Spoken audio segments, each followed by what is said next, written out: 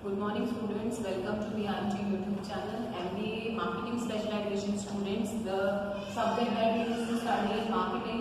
MK01 subject code is Sales and Retail Management. और sales personnel से related जो topic हम लोग डिस्कस करेंगे that is very interesting topic, that is the functions and responsibilities of sales person. Selling concept क्या है, sales से related different aspects को हमने अब तक डिस्कस किया और आज के इस टॉपिक में बेसिकली हम लोग डिस्कस करेंगे कि what are the functions and responsibilities of a sales person. भाई जो सेलिंग एक्टिविटीज है वो टोटली सेल्स पर्सन पे डिपेंडेंट होती है और व्हेनेवर एन ऑर्गेनाइजेशन और marketing organisation procure and develop a particular type of workforce, तो उसमें बेसिकली जो सेलिंग एक्टिविटीज हैं वो क्या है, उनसे रिलेटेड जो फंक्शंस हैं वो रिस्पॉन्सिबिलिटीज जो सेल्स पर्सन पे होती है उसको आज हम डिस्कस करेंगे आज के लेक्चर में। लेक्चर स्टार्ट करने से पहले मैं आपको इंस्ट्रक्ट कर दूं कि कहीं भी कोई प्रॉब्लम है तो आप कमेंट सेक्शन में मेंशन करें। इसके अलावा कंटेंट्स के नोट इस वीडियो के लेक्चर लिंक में अटैच कर दिए जाएंगे जिन्हें आप फॉलो कर सकते हैं word to word. Audibility issue ना हो तो आप ईयरफोन्स के साथ वीडियो को सुने और कंटेंट को पूरा समझने के लिए वीडियो को लास्ट तक आपको सुनना है। कहीं प्रॉब्लम है तो कमेंट सेक्शन में मेंशन करना है और अपनी अटेंडेंस मार्क करने के लिए कमेंट सेक्शन में अपना नाम लिखें। तो चलिए आज के इस टॉपिक को हम स्टार्ट करते हैं। फंक्शंस एंड रिस्पॉन्सिबिलिटी, दो ही चीज हम डिस्कस करेंगे कि एक सेल्स पर्सन की फंक्शंस और रिस्पॉन्सिबिलिटीज क्या क्या हैं। A salesperson is an important sales management position, maintaining a vital link between an enterprise and customers, society, distributors, retailers, and others. The nature of roles played by a salesperson is given as follows. भाई अगर हम generally discuss करते हैं तो sales person एक बहुत important sales management position maintain करता है and it maintains a link between the enterprise and the customer as well. Sales person is an important sales management position उसकी होती है और जिसकी वजह से प्रॉपर लिंक जनरेट होता है एंटरप्राइज और कस्टमर्स के बीच में और सोसाइटी, इसके अलावा डिस्ट्रीब्यूटर्स हैं, आपके रिटेलर्स हैं, अदर मेंबर्स हैं।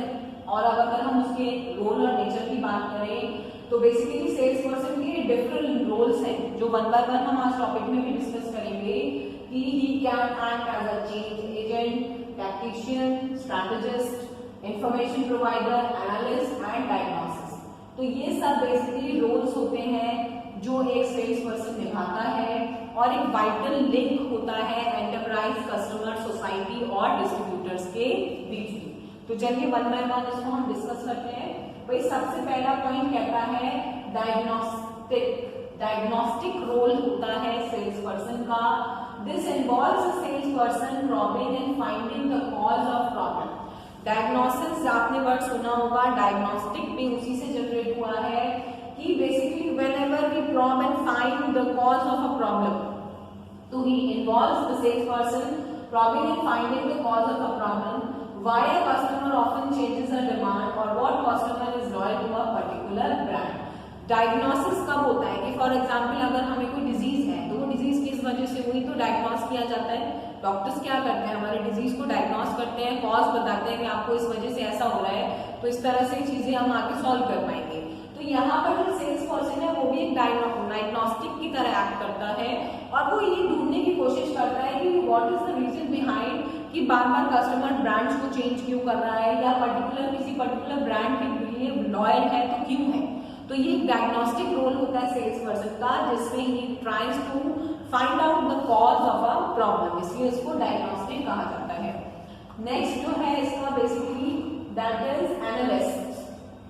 A salesperson analyze consumer needs, market trend and identify the linkage. उसको एक एनालिस्ट भी कहा जाता है जिसमें वो एनालाइज करता है कि कस्टमर्स की क्या नीड है और मार्केट में इस टाइम पर क्या ट्रेंड चल रहा है और उनकी लिंकेज को। जैसे कि एक एग्जांपल दिया गया है, a farmer prefers a motorcycle compared to a scooter, so a marketer may segment rural, middle class for various type of motorcycle.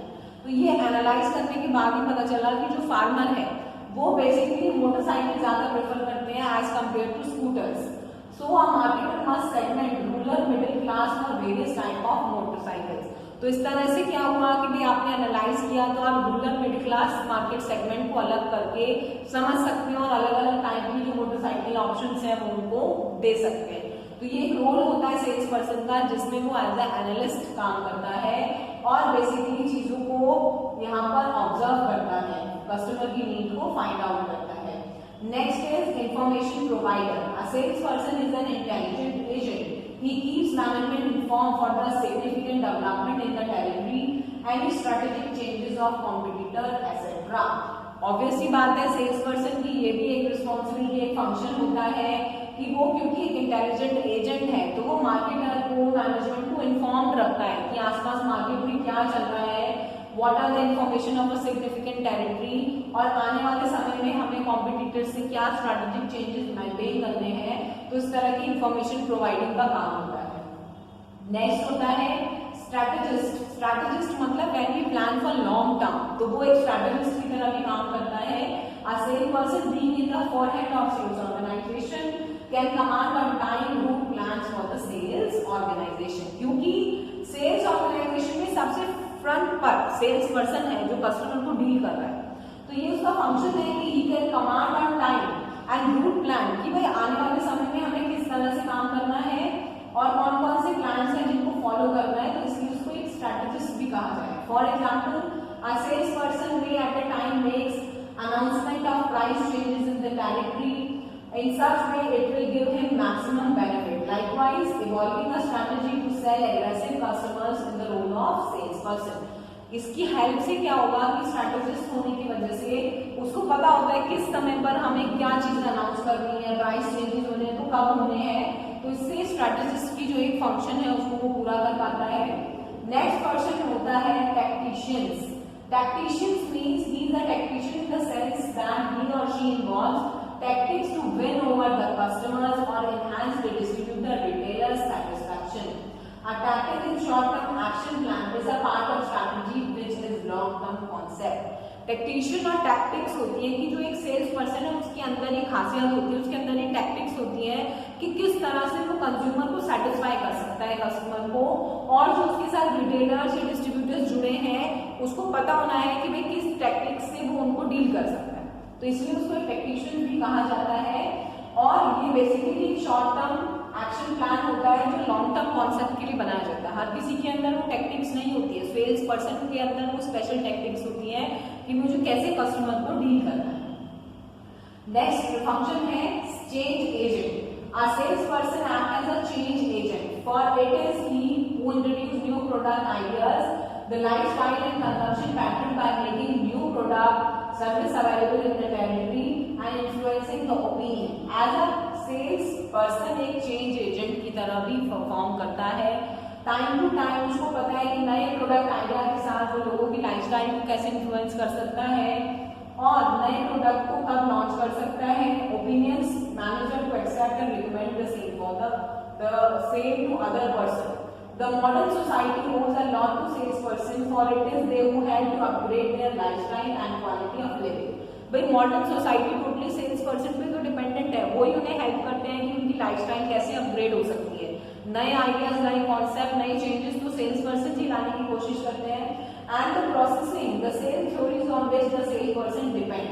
Stimulus response theory कि आप कैसा स्टिमुलाई पर कैसा रिएक्ट करेंगे, तो और इसके अलावा जैसे कि नीड सेटिस्फैक्शन थ्योरीज होती है, तो इस तरह की चीजों से वो एक चेंज ला सकता है सोसाइटी में जो बहुत ज्यादा नीडफुल होता है। इसके बाद बेटा अदर फंक्शंस की अगर हम बात करें तो जैसे इसमें हमने डिवाइड किया हुआ है line functions, achieve volume of sale, ये तो बहुत इंपॉर्टेंट फंक्शन है कि वॉल्यूम ऑफ सेल्स पर ध्यान देता है। Responsible for enhancing the market share, अगर कोई सेल्स पर्सन मार्केट शेयर को एनहांस नहीं कर रहा है तो कहीं ना कहीं फंक्शंस में कमी रह जाएगी, तो वो भी एक इंपॉर्टेंट फंक्शन है। Responsible for profitability, it is also one of the important function. Attend to customer services. इसके बाद हम बात करते हैं स्टाफ फंक्शंस की। अपने स्टाफ के लिए वो कितना लायबल है। Provide assistant for warehousing in charge, भाई वेयर हाउसिंग इन चार्ज को असिस्ट करता है, कौन सी चीजें कितनी रिक्वायर्ड है, कब कितनी volume of things are required. Provide assistance to transport department की, जिससे कस्टमर तक प्रोडक्ट सही तरीके से पहुंच जाए। Provide assistance to production department about the product knowledge and specific basically जो भी रिक्वायरमेंट है किसी भी पर्टिकुलर तरह के कस्टमर की, तो वो प्रोडक्शन डिपार्टमेंट को भी स्पेसिफिक कस्टमर की नॉलेज देता है कि भाई इसने इस चीज की डिमांड की है तो ये ऐसे प्रोड्यूस होना है, ऐसे ट्रांसपोर्ट होना है, ऐसे इसका स्टोरेज होनी है, तो वो बेसिकली उसके स्टाफ फंक्शन में आता है। अब हम फंक्शन की बात करते हैं 9 और स्टाफ फंक्शन की। Help the general manager to forecast the sale, market information, competitors की इंफॉर्मेशन देने में हेल्प करता है। इसके अलावा helps to corporate management in respect to product development, अगर किसी तरह का प्रोडक्ट में कोई डेवलपमेंट आना है, कोई डाइवर्सिफिकेशन लेकर आनी है, तो वो भी बेसिकली उसमें हेल्प की जाती है। And about information about the competitors, market में कॉम्पिटिटर्स क्या कर रहे हैं, क्या उनकी प्लानिंग है, वो भी बेसिकली वो हेल्प करते हैं उसको डिस्कस करने में। इसके बाद हम बात करते हैं मतलब फंक्शंस के बाद responsibilities of sales person. The duties and responsibility of salesperson differ from business to business depending about the size, the type of selling, the sales policy of the concern। ये तो उतना ही सच है कि भाई बिजनेस टू बिजनेस वेरी करता है sales person की responsibilities. आप उसको हम वन बाय वन डिस्कस करते हैं। जैसे सबसे पहली रिस्पॉन्सिबिलिटी होती है सेलिंग।